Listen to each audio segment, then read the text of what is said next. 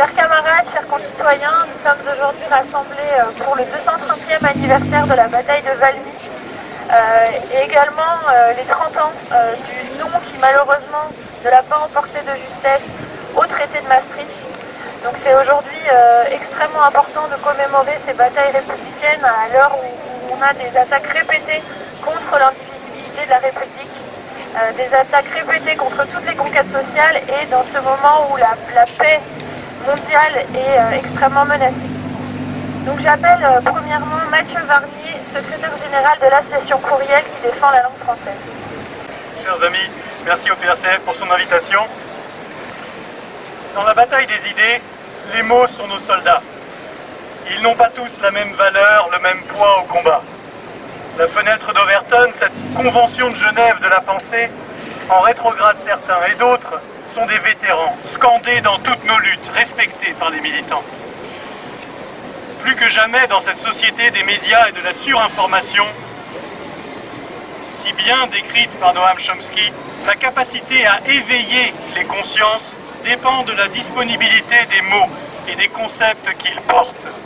Car un combat, quel qu'il soit, se joue d'abord dans la tête.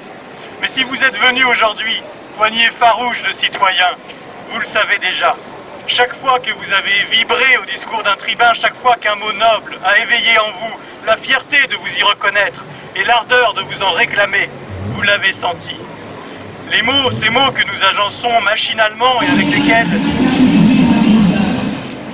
les poètes font des dentelles de sensations, ce matériau inépuisable et riche de nos pensées, sont bien plus que ces blocs inertes et interchangeables que l'on nous fait croire. Certains puisent au plus profond de nos âmes, enracinés à nous par toute l'épaisseur de nos croyances, de nos convictions et de tout cet humus dense de petites et grandes histoires qui nous ont confortés dans ce que nous sommes. République, nation, non, et même ce merde que les Français lancent aussi bien à un automobiliste indélicat qu'aux gueules béantes des canons anglais un triste soir de Waterloo. Et c'est pourquoi ces mots, nos mots, notre langue, ils veulent nous l'arracher. C'est pourquoi les mêmes qui s'attaquent à la démocratie, à l'état de droit, aux conquêtes sociales, à tout l'édifice de notre citoyenneté, ont d'abord commencé par nos mots et nous achèverons par eux. Le tout à l'anglais, ce tout à l'égout de la pensée, ce n'est pas une mode, pas une séduction, pas une domination, c'est un calcul, un plan. Chaque mot de notre vocabulaire qui passe à l'ennemi est un peu de nous qui s'échappe, un peu de notre fermeté, un peu de cette dignité qui nous est un instinct et qui nous a toujours jusque-là secourus dans l'adversité, nous montrant le chemin de l'honneur. Vous qui êtes ici rassemblés pour commémorer tous ces noms retentissants par lesquels le peuple français s'est grandi dans l'histoire, songez à ce qu'ils doivent, à ce que vous devez à la langue française, non parce qu'elle serait meilleure qu'une autre, mais parce qu'elle est la nôtre, et parce qu'elle n'a jamais trahi nos aspirations. Dans les Lumières, elle a accompagné les sciences pour reprendre aux religieux le monopole de l'explication du monde. Elle nous a affranchis de l'Église. Elle a forgé ce cri qui a ébranlé la Prusse à Valmy et rassemblé les patriotes autour de l'idée révolutionnaire qu'un peuple pouvait être uni par son désir politique. Ce cri de vive la nation, c'est le cri que pousse une république en naissant. Elle a porté notre vision solidaire de l'économie dans le non populaire à Maastricht et a insufflé notre mâle désir d'indépendance dans le non au traité constitutionnel de 2005. Quand l'occupant disait terroriste, elle chantait résistant a cappella. Et quand un patron nous parle de job, elle répond avec hauteur métier.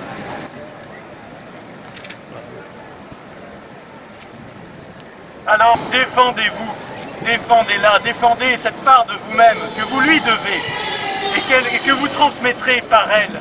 Assurez-vous jalousement qu'elle perdure et qu'elle fasse vibrer pour des siècles encore et bien au-delà de ses seuls locuteurs ces mots et ces idées que tant de passions ont ennoblis. Liberté, égalité, fraternité, il n'est qu'en français et ensemble qu'ils peuvent prendre soudain tant d'ampleur qu'ils en deviennent un horizon. Certains mots sont vertigineux et nous inculquent notre devoir par leur seule présence, humble et patiente, dans nos dictionnaires. Alors direz-vous mail, meeting, date, vintage demain? Répondrez-vous yes à un ami? Saluerez-vous d'un hello à un collègue le matin? Consentirez vous-même à ce qu'on vous parle de manière aussi désinvolte?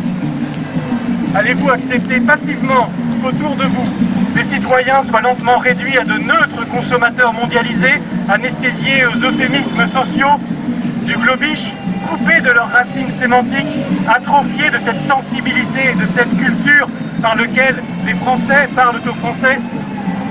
Pour ma part, et puisqu'en France les fondations ne sont ni ethniques, ni religieuses, ni coutumières, mais politiques, je n'aurai qu'un cri qui rassemble tous nos combats, toutes nos espérances collectives, toute notre volonté intacte de vivre ensemble et sous de justes lois, ce cri qu'aucune autre langue ne pourra jamais travestir.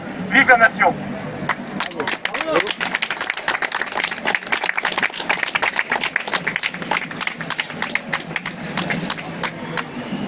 Merci à l'association Courriel. Je vais maintenant vous lire un discours de citoyen souverain écrit par Gwenaëlla Cabrani. À l'heure où les contradictions sont si apparentes, les médias s'étonnent de ce qu'ils nomment, en reprenant les termes de leurs collègues des USA, la grande démission. Les professionnels, expérimentés ou formés pour des métiers qu'ils peuvent avoir choisis, ne veulent plus venir tenir les postes proposés par le marché du travail. Les infirmiers quittent massivement le métier avant la retraite, avec une durée de carrière de 5 à 15 ans. Les artisans et sous-traitants à qui sont délégués les process de production ne peuvent plus fournir à cause des prix de l'énergie. Énergie dont les prix sont fixés selon un mécanisme inventé par des fonctionnaires zélés de l'Union européenne, couplé avec le prix du gaz. Sans le gaz russe, fin août, l'Europe payait déjà son gaz 3 fois plus cher que l'Asie, 10 fois plus cher que les États-Unis. Ajouté à ces contradictions évidentes aux yeux de tous, les chiffres officiels de la DARES collectés par le camarade Antoine Vatan montrent une contradiction nette de l'échelle des salaires, de l'échelle des salaires. En 1980, un cadre gagne en moyenne plus de 3 fois plus qu'un ouvrier. En 2017, le rapport est tombé à moins de 2,5 fois plus. Une contraction de l'échelle des salaires qui unifie une classe prolétaire disponible à la prise de conscience pour se manifester en tant que telle. Même chose pour les conditions de travail. En 1984, 8% des cadres constatent que le rythme leur est imposé par un contrôle hiérarchique permanent, contre 19% en 2013. Nous attendons avec impatience le chiffre de 2022, influencé par l'extension du télétravail et les capacités de contrôle offertes par les techniques numériques. Face à ces réalités, deux voies s'offrent aux organisations qui se déclarent soucieuses d'émancipation. La fuite en avant, espérer qu'en s'élargissant toujours plus à l'international, en un seul mot, l'organisation pourra peser, obtenir. C'est le cas de la CGT qui compte sur l'OIT via la CSI, Confédération syndicale internationale, pour réclamer une clause sociale auprès de la Banque mondiale ou de l'Organisation mondiale du commerce. Ou bien se saisir des exigences de souveraineté afin d'exercer nos responsabilités sur l'espace où les leviers sont réellement disponibles. Souveraineté sur le travail pour orienter les productions au service des besoins de la population. Souveraineté pour établir et rétablir des liens internationaux en deux mots. Réorienter les discours écologiques petits bourgeois limités à la consommation et ses libertés vers la planification et ses choix concertés au niveau de chaque secteur de production et en accord avec les organisations de travailleurs qui ont tant de propositions à mettre sur la table. Agriculture, transport, bâtiment, éducation, soins à la personne, politique monétaire émancipée du crédit. Seul le travail produit la richesse. Seule l'échelle nationale permet d'en avoir une vision rationnelle et maîtrisable. Le cadre s'appelle la République. Elle est une et indivisible, sociale et laïque, souveraine et démocratique, fraternelle et pacifique. Et l'oligarchie capitaliste euro-atlantique a décidé de la détruire. Tirons-en les conclusions qui s'imposent. C'est un discours de citoyen souverain et je vais maintenant passer la parole à Gilliatt de Sterck pour les jeunes pour la reconstruction du communisme en France.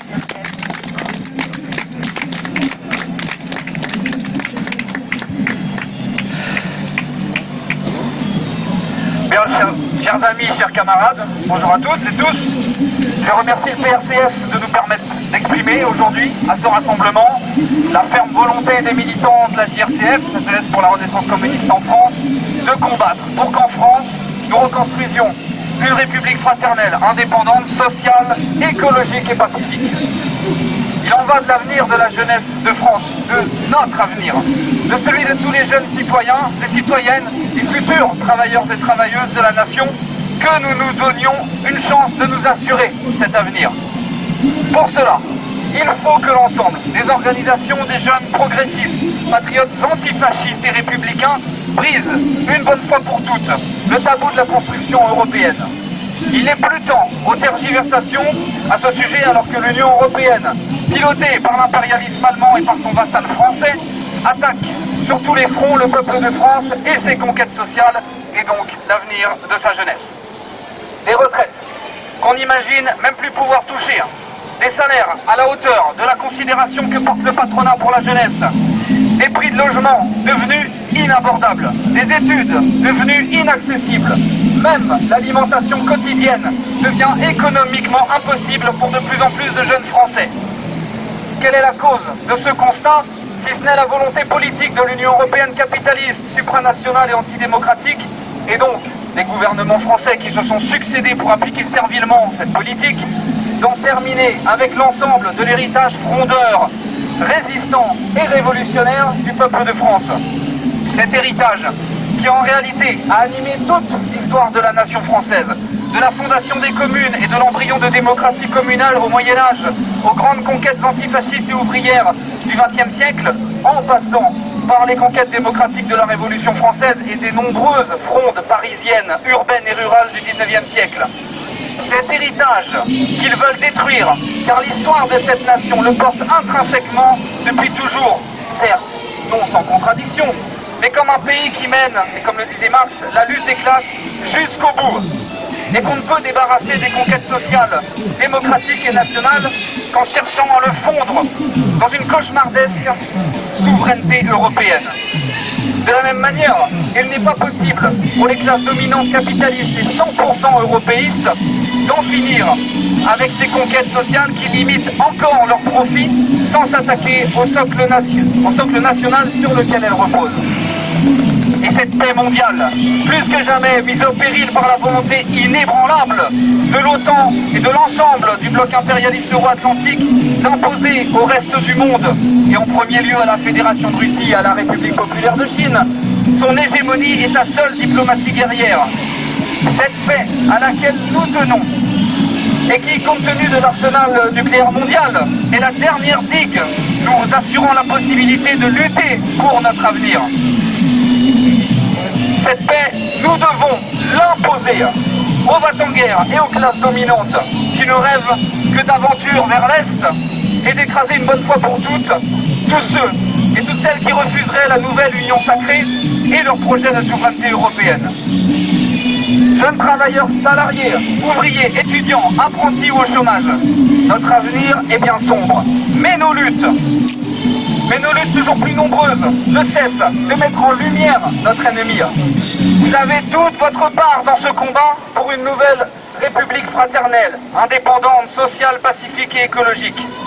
Pour leur part, les jeunes communistes de la JRCF, avec leurs aînés du pôle de Renaissance communiste en France, continueront de porter ce combat avec toutes ceux et toutes celles qui le souhaitent, comme nous continuerons de porter l'histoire frondeuse et révolutionnaire de notre peuple, de ses travailleurs et de sa classe ouvrière. C'est notre honneur, notre combat, et ce sera notre victoire. Merci à tous. Bravo.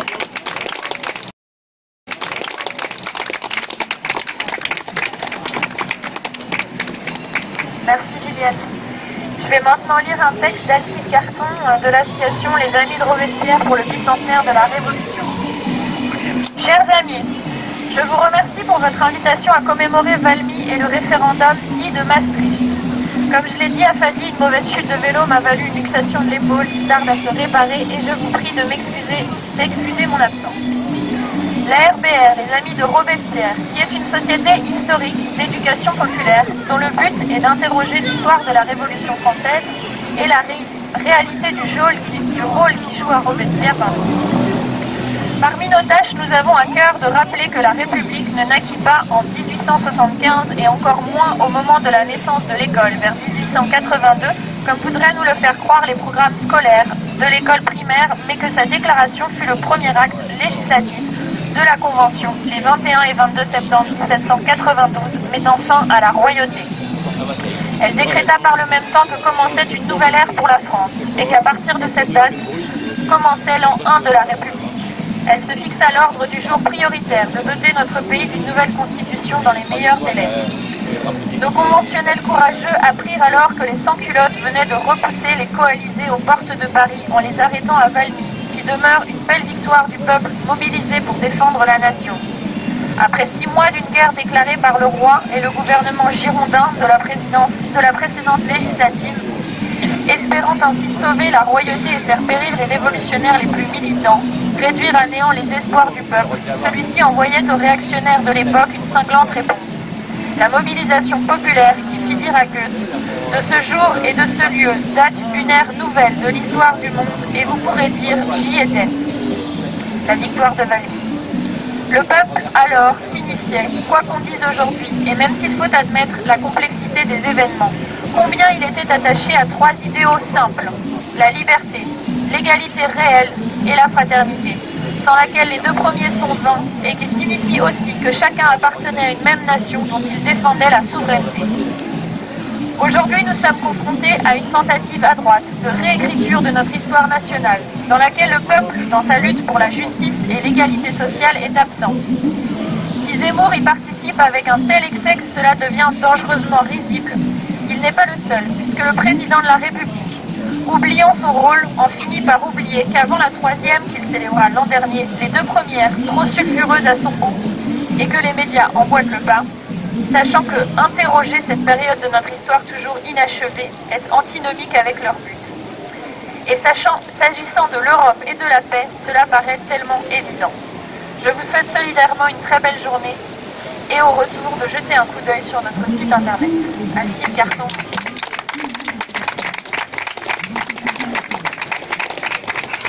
J'appelle maintenant Jean-Michel Toulouse, membre de la direction nationale du Parvert.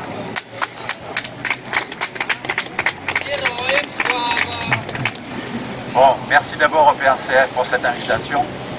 Je représente ici la direction nationale du parti de la démondialisation. Bon, comme je m'adresse à des militants chevronnés, je ne vais pas dire des choses trop m'étendre sur des choses que vous connaissez déjà, bien évidemment. Alors, simplement pour vous dire que le Pardem appuiera naturellement l'initiative de création d'une convergence nationale des résistances et de la reconstruction, le CM2R, pour les raisons que je vais essayer de vous décrire tout de suite, mais que naturellement avec lesquelles vous vivez tous les jours. Puisque je pense qu'entre nos 2 organisations, il y a plus de points de convergence que de points de divergence. Quelle est la situation de notre pays? Inutile de vous le rappeler, mais je le fais quand même, vous me le pardonnerez. Ça se résume en une périphrase très claire. La faillite générale. Macron et sa clique ont placé la France dans une situation de co-belligérance avec l'Ukraine, de par son état de paillasson de l'OTAN et de petit télégraphiste de Biden et de Scholz. Nous risquons d'être en effet contraints de participer à une guerre tôt ou tard qui n'est pas la nôtre. Macron et sa clique ont détruit l'industrie française, vous savez aussi bien que moi, puisque avant l'euro en 2002, l'industrie représentait quelques 23% du PIB. Quelle est la situation aujourd'hui? 11%. Et on sait très bien que toutes les grandes filières sont en état de déclin et de quasi-disparition. Toutes les filières énergétiques, puisque c'est à l'ordre du jour, sont également, vous le savez, en crise. La France est désormais subordonnée aux États-Unis et à l'Allemagne. Macron et sa clique ont détruit la souveraineté de la France et l'ont transformée après Sarkozy et Hollande et d'autres avant en tyrannie présidentielle. La démocratie représentative, entre guillemets, n'est qu'un signifiant vide. Macron et sa clique entendent, dans le second quinquennat qui vient de commencer, achever la mission qu'il s'est donnée dans le premier. C'est-à-dire, en tant que fondé de pouvoir du capital, détruire l'État républicain, détruire l'État social, Et vous savez que c'est bien commencé, il va le terminer avec ce quinquennat. C'est-à-dire la sécurité sociale, les 3 fonctions publiques, dont l'hospitalière, dont je suis issu et dont je pourrais parler, les retraites, l'éducation, la recherche, etc. Et il souhaite transformer le salariat en masse ubérisée et payée au salaire minimum en cassant le code du travail. Macron et sa clique se préparent à la répression brutale et sanglante de tout mouvement social. Vous avez remarqué que les seuls recrutements qui sont prévus dans le prochain budget sont celui de 7200 policiers supplémentaires, armés jusqu'aux dents, et l'achat en équipement de véhicules blindés, tout cela pour assurer une répression féroce des manifestations de rue. Je pense que des organisations comme les nôtres doivent s'y préparer. Macron et sa clique ne sont que les hommes libres du capital multinational financiarisé, ça a déjà été dit, je ne m'étends pas, les 0,001% qui possèdent la France, ceux qui disposent de jets, de yachts et de villas aux 4 coins du monde, et qui naturellement ne souffriront pas excusez-moi, il y a dedans, ne souffriront pas de ce qui nous attend au niveau de la destruction climatique. Macron et sa clique, enfin, ainsi que cette MEDEF qu'il représente, sont illégitimes, car élus seulement, vous le savez, par, j'arrondis les chiffres, 18,7 millions d'électeurs sur 48 millions, et vous savez qu'il y a un paquet de gens qui soit votent blanc, soit votent nul, soit sont tout simplement non inscrits. L'abstention étant pour l'instant naturellement leur seul recours, ce qu'il faut que nous essayons de changer. Alors, me direz-vous, que faire? Que faire dans cette situation? Parce qu'il n'est pas question naturellement de capituler dans la campagne. Nous sommes avant tout des militants. Eh bien, passer à l'offensive, comme l'ont fait nos brillants ancêtres à Valmy, et ça a été dit tout à l'heure. Le temps des demi-mesures est en effet terminé. Prenons l'exemple de nos ancêtres, les sans-culottes de Valmy, comme je le disais, qui les 20 et 21 septembre 92, d'ailleurs en 48 heures, ont écrasé les armées monarchiques et dans la foulée créé la Première République. La Première République qui est sans conteste, je dirais, la principale constructrice de ce qu'est la France aujourd'hui. Le suffrage universel, une Assemblée nationale, comment dirais-je, le contrôle des prix, rappelez-vous la loi des maximums, un certain nombre d'objectifs qui malheureusement ont été brisés net par le 9 Thermidor de 94. Souvenons-nous des 3 révolutions de 1830, 1848, 1871 et du CNR de 43-45 qui firent également la France dans la foulée de la Convention nationale. Souvenons-nous du référendum, ça a été dit aussi, du 29 mai 2005, par lequel le peuple français a rejeté le TCE de l'oligarchie de Bruxelles et de Francfort, ainsi que le traité de Lisbonne, qui ensuite nous a été resservi de façon totalement scandaleuse par un coup d'État parlementaire que vous connaissez tous, je ne m'étends pas. Que faut-il donc faire là-dessus? Et je pense que là, nous n'aurons pas de divergence. Sortir de l'UE par un Brexit qui redonnera au pays sa souveraineté économique, politique et sociale. Sortir de l'euro qui paralyse notre indépendance monétaire, budgétaire et financière et qui détruit notre industrie au profit de l'Allemagne. Sortons de l'OTAN naturellement, qui n'est que la tête de pont de l'impérialisme yankee et en Europe. Sortons de cette monarchie présidentielle macroniste qui n'est qu'une dictature de l'oligarchie, qui ne tient que par la corruption des médias tenus par 9 milliardaires. Mettons en place des assemblées primaires populaires, comme nos ancêtres sans culottes, partout dans le pays, partout dans les communes, pour que la souveraineté,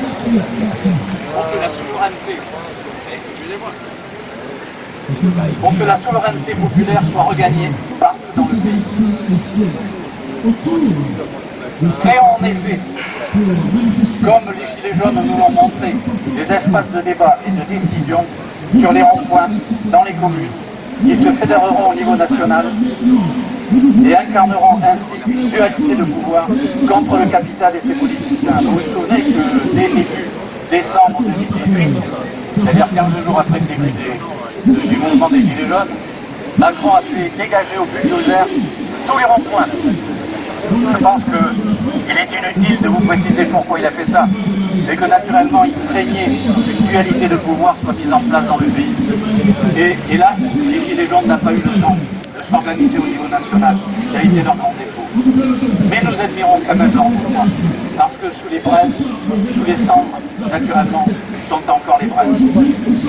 Travaillons en effet à la mise en place d'une convergence nationale de résistance populaire qui, contrairement à la dernière crapullerie de Macron, avec son Conseil national de refondation, remettant un véritable Conseil national du peuple pour rétablir notre souveraineté, pour rétablir notre pouvoir constituant par le contrôle des entreprises, par la classe ouvrière. Mettons en place démocratie délibérative, reconstituons l'État social avec la maîtrise des médias, ainsi qu'à 1700 €, le droit opposable à l'emploi, une nouvelle déclaration des libertés et des droits du citoyen. Sur tous ces sujets, je pense que nous n'avons pas de divergence de fond et je pense que le Bardem est prêt à participer et apporter sa contribution à cette fameuse CN2R. Merci beaucoup.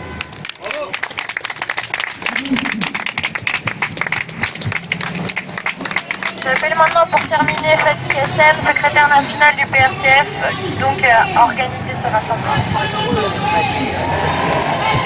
Merci, oui, moi je ne l'ai pas organisé seul, évidemment, c'est l'ensemble du PRCF qui l'organise. Et merci à tous et tous d'être présents, notamment aux camarades qui se sont déplacés, je pense donc à Jean-Michel Toulouse, je pense à Mathieu Varnier, bien entendu, je pense à Juliette de Stac aussi, qui vient de la Bretagne, la Bretagne rouge, il faut le préciser. Et c'est important de nous retrouver ici aujourd'hui, citoyennes, citoyens, chers amis, chers camarades. Pourquoi? Parce qu'il y a 2 ans, le 4 septembre 2020, Emmanuel Macron célébrait 150 ans de République, faisant ainsi débuter l'histoire de la République en France le 4 septembre 1870, lorsque Léon Gambetta proclama la 3e République. Macron jetait ainsi dans les poubelles de l'histoire l'événement qui constitue un épisode capital dans l'histoire de notre pays, de notre peuple, l'affirmation de la souveraineté nationale et populaire à l'occasion de la naissance de la Première République le 21 septembre 1792. Cette proclamation est survenue le lendemain de la victoire de Valmy, qui plus que jamais fait écho à notre période, traversée par de graves menaces pour la paix mondiale et l'avenir du genre humain. En effet, désireux d'écraser la Révolution française et la souveraineté nationale et populaire, Louis XVI avait opté pour la guerre contre l'Autriche, jetant ainsi le peuple de France dans un terrible affrontement potentiellement mortifère. Ce n'est d'ailleurs pas pour rien que Robespierre, qui soit dit en passant est aujourd'hui lamentablement caricaturé dans une scandaleuse et infamante campagne publicitaire menée actuellement par la mairie du 10e arrondissement, je vous invite à vraiment dénoncer cette campagne qui assimile Robespierre à un chef de la police qui exécuterait tout le monde, et tout ceci écrit en anglais naturellement. Eh bien, ce n'est pas pour rien que Robespierre s'opposa à la guerre, en pressentant le danger que celle-ci aurait pour la Révolution et pour le peuple souverain, jeté dans une lutte à mort avec les absolutismes d'Europe. C'est en ce sens que Valmy et la naissance de la Première République sont une étape décisive pour l'affirmation de la souveraineté nationale, déjà consacrée dans la Déclaration des droits de l'homme et du citoyen du 26 août 1789. Déclaration qui affirme que le principe de toute souveraineté réside essentiellement dans la nation. Nul corps, nul individu ne peut exercer d'autorité qui n'en émane expressément. Ce principe a été en réalité détruit avec l'adoption du traité de Maastricht le 20 septembre 1992, 200 ans jour pour jour après la victoire de Valmy, livrant ainsi la souveraineté conquise dans le combat révolutionnaire aux pires forces réactionnaires de l'UE du capital. Mais l'adoption du traité de Maastricht révélait en réalité la forte opposition de classe entre une oligarchie euro-atlantique désireuse de mettre au pas le peuple de France et les travailleurs qui rejetèrent très majoritairement ce traité scélérat, notamment les ouvriers, les salariés précaires et les petits agriculteurs et artisans, sentant le danger pour l'existence de la France et pour leur propre existence. Et l'oligarchie euro-atlantique fut finalement écrasée le 29 mai 2005 dans les urnes, ce qu'elle n'a jamais digéré ni pardonné au peuple de France, qu'elle est décidée à achever. Alors achever comment? Tout simplement en réalisant un Valmy à l'envers, c'est-à-dire en poussant le peuple de France, sous l'impulsion de l'impérialisme états-unien et de son bras armé otanien, à la guerre exterministe contre la Russie, ce qui implique de dissoudre la France dans l'État fédéral européen que le chancelier d'Allemagne Olaf Scholz appelle de ses voeux. C'est d'ailleurs le projet de Macron et de ses sbires, à savoir celui de détruire la République une et indivisible héritée de la révolution jacobine. La France est sa langue, idiome de la liberté, comme le disait l'abbé Grégoire en 1794. Le produire en France, mais aussi les services publics et les conquêtes sociales, sous le feu redoublé de lieux du capital depuis l'adoption de ce maudit traité de Maastricht. Sans oublier les libertés démocratiques et même le bien le plus précieux, la paix désormais menacée par la folie exterministe de l'ordre euro-atlantique. Et face à cela, inutile de voir l'once d'un espoir de changement radical parmi les partis établis. Bien entendu, avant tout dans les partis euro-collabos de droite, y compris la droite réactionnaire et fascisante de Le Pen et Zemmour, en réalité contre-révolutionnaire, anti-républicaine et anti-patriotique, qui n'en a que faire de la souveraineté nationale et populaire. Mais pas plus dans les prétendues oppositions dites de gauche, et notamment la NUPES.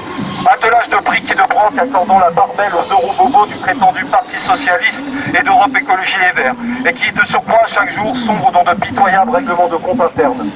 230 ans après la victoire de Valmy, et 30 ans après le quasi-rejet du traité de Maastricht, nous, militants du pôle de renaissance communiste en France, appelons tous les travailleurs de France à ne pas se laisser entraîner dans la folie exterministe de l'oligarchie euro-atlantique à la tête du pays, et à préparer la grande explication avec cette dernière, discréditée toujours davantage par des taux d'abstention chaque fois plus élevés, et pour qui doit sonner la fin de l'abondance et la fin de l'insouciance.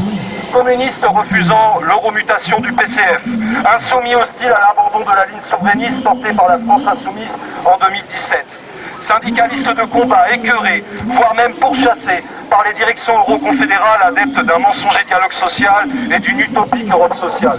Patriotes républicains et antifascistes, désireux de sauver la République unie indivisible et la France de l'eurodissolution. Progressistes épris de paix et combattant les guerres impérialistes impulsées par l'ordre euro-atlantique. Gilets jaunes combattant pour le bien commun et les libertés démocratiques. Travailleurs refusant de baisser la tête et luttant au quotidien contre la dictature du capital. Citoyens attachés à la dignité des êtres humains. Jeunesse de France qui veut en finir avec ce monde de haine du genre humain, de misère et de guerre. Plus que jamais, tous ensemble et en même temps, œuvrons à une convergence nationale des résistances et pour la reconstruction, le CN2R, pour affronter le bidon Conseil national de la refondation mis en place par Emmanuel Macron. Et surtout, œuvrons à la seule alternative possible, l'alternative associant le drapeau rouge de l'Internationale des travailleurs et le drapeau tricolore de la révolution jacobine pour reconquérir la souveraineté nationale et populaire grâce à un nouveau Valmy contre-lieu du capital. C'est seulement ainsi que nous reconstruirons la République des nouveaux jours heureux dont nous avons tant besoin. Entre les peuples souverains, pas de guerre, entre les classes sociales, pas de paix. Tous ensemble, en même temps et dans le même sens, nous vaincrons.